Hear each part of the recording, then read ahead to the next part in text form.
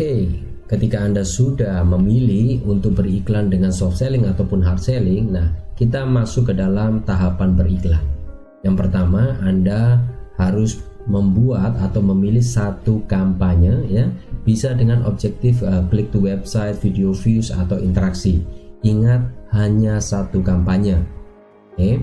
Nah, kemudian tahap berikutnya, dalam satu kampanye tadi ya, buat minimal 2-3 ad set dalam satu campaign ya. Nah, seperti yang saya jelaskan tadi ya, buat 2-3 ad set dalam satu campaign. Tujuannya apa? Nanti saya akan jelaskan di belakang.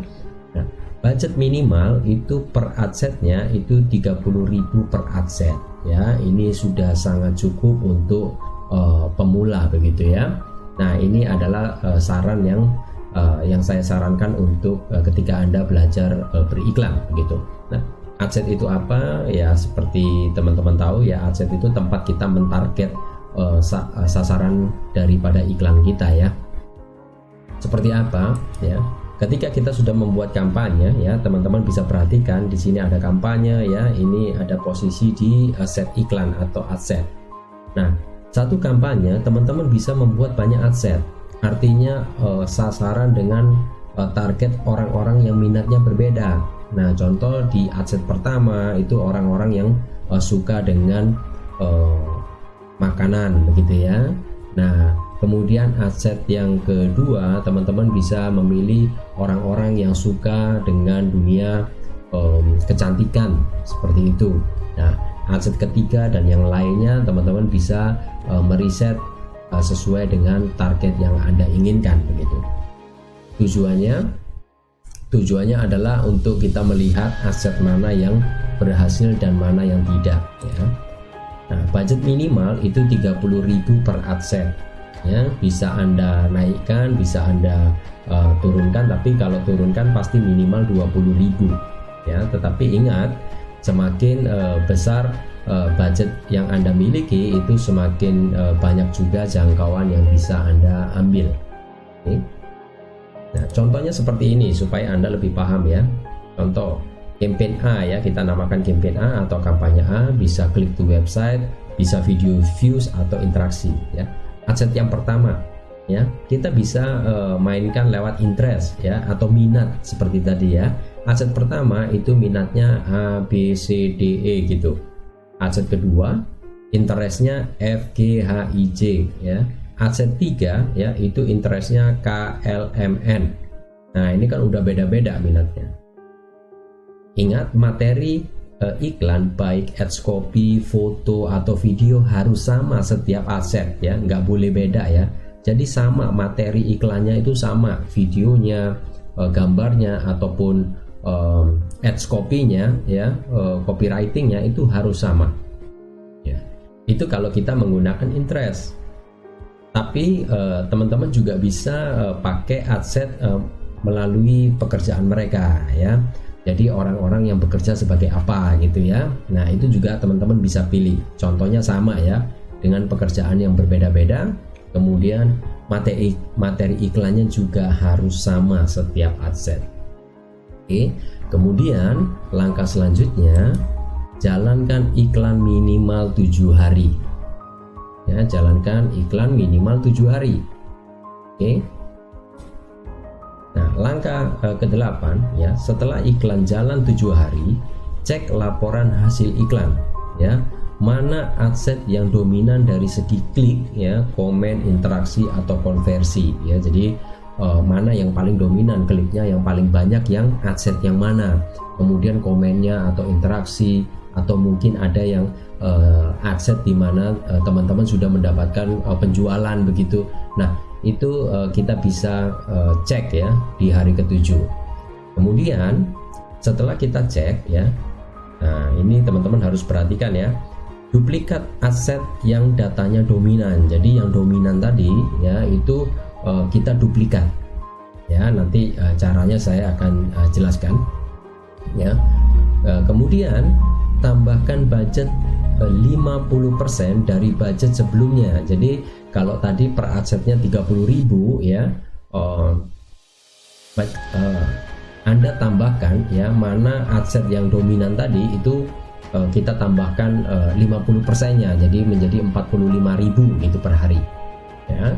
Nah kemudian matikan adset yang tidak memberikan hasil yang dominan. Jadi kan teman-teman tadi sudah membuat 3 adset ya, jadi kita hanya ambil satu adset yang punya yang lebih dominan, artinya kliknya, komen, interaksi atau konversinya itu lebih baik di antara 2 yang lain ya. Oke, seperti ini ya. Bagaimana sih caranya menentukan mana adset yang bagus gitu ya. Nah teman-teman bisa perhatikan ya, di sini di samping iklan Anda itu di dashboardnya itu pasti ada beberapa hal yang harus kita baca di sini. Nah ini hanya beberapa cara yang mudah untuk Anda perhatikan ya, mana yang bagus gitu ya. Nah CPM-nya itu harus murah ya, jadi biaya pertayangannya itu murah. Oke, kemudian klik tautan ya, klik tautannya itu paling banyak ya, yang mengklik tautannya itu paling banyak. Kemudian biaya per kliknya juga paling murah ya, CPC-nya paling murah ya. Di sini ada kolom-kolomnya, nanti teman-teman bisa pelajari di dalam dashboardnya teman-teman ya. Kemudian CTR-nya tinggi ya, rasionya tinggi ya, klik tayangnya itu paling tinggi yang mana. Nah itu yang kita ambil sebagai adset yang kita duplikat begitu ya. Caranya seperti apa ya, tadi kita sudah membuat 3 adset begitu ya. Nah yang 2 ini teman-teman tinggal matikan aja ya, jadi tinggal di klik di tombol ini ya. Kemudian contoh ini juga kita matikan. Nah yang bagus ya kita jalankan saja ya. Nah, kemudian teman-teman bisa duplikat ya, duplikat ya untuk kita naikkan budgetnya. Nah pertanyaannya kenapa kok harus duplikat itu? Nah karena iklan ini kan sedang berjalan ya teman-teman ya, iklan sedang berjalan.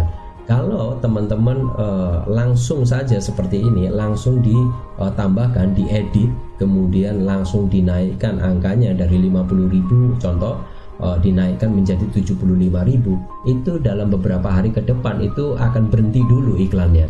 Jadi semacam Facebook harus mengulanginya lagi dari awal. Artinya menurut saya itu cukup mengganggu begitu ya.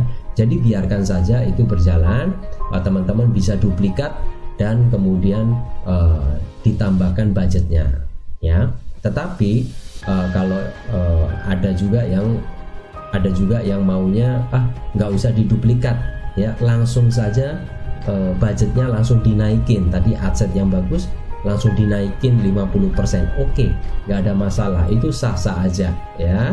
Nah tetapi kalau saya lebih suka untuk diduplikat supaya tidak mengganggu iklan yang sedang berjalan begitu ya.